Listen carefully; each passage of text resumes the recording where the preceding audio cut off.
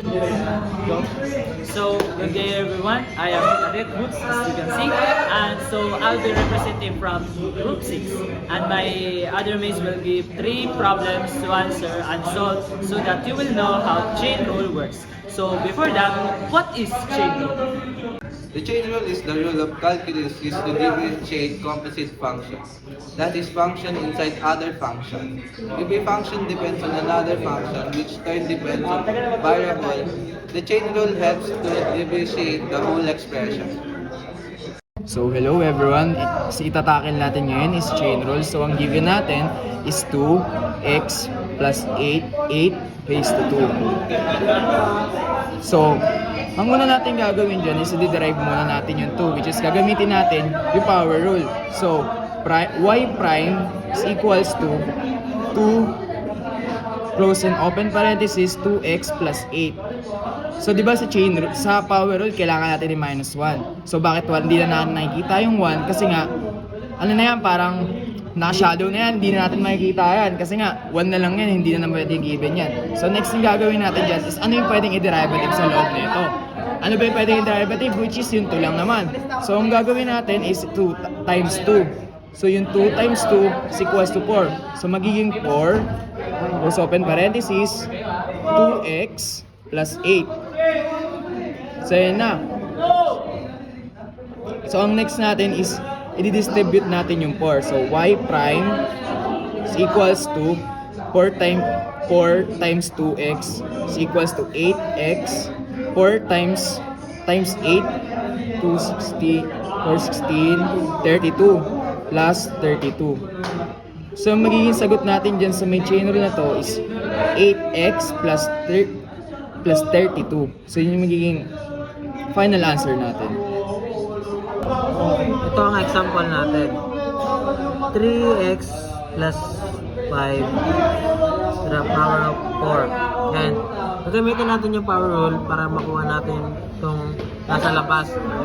Minus 1 lang tayo dito. Minus 1. And kakakapin natin dito yung 4.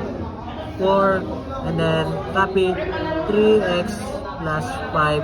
And then kukunin natin yung na minus 1 natin dito is equals to 3. 3 yung magiging power natin. And sa 3x naman is ang magiging derivative niya is 3 kasi meron siyang x. And then copy natin siya. Multiply natin sa 3.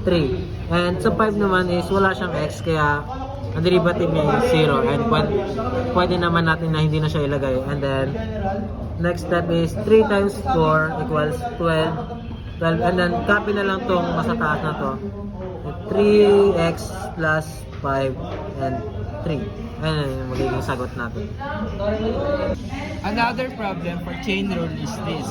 Y equals 5x squared minus 4x plus 2 raised to 3. First, ang gagawin mo is kukunin mo yung derivatives ng mga nasa outside ng parenthesis, which is ito. Yung 3, kakopy mo lang siya dito. And kokopyahin mo lang yung nasa inside ng parenthesis.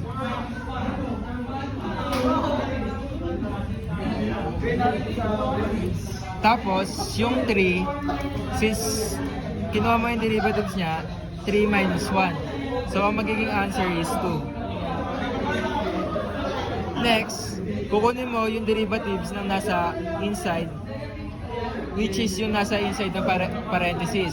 So, derivative of 5x squared is 10. Kasi 5 times 2 is 10. 10x. And derivative ng negative 4x is 4.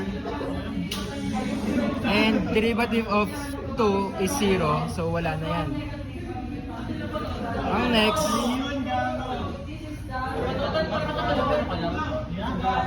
Ang next, i-combine mo na lang silang dalawa. 3x, 2, 4x, 2.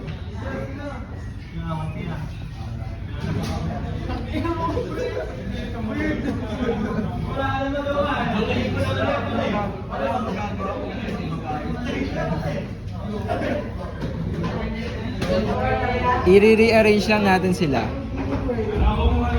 3 10x. So minus 4.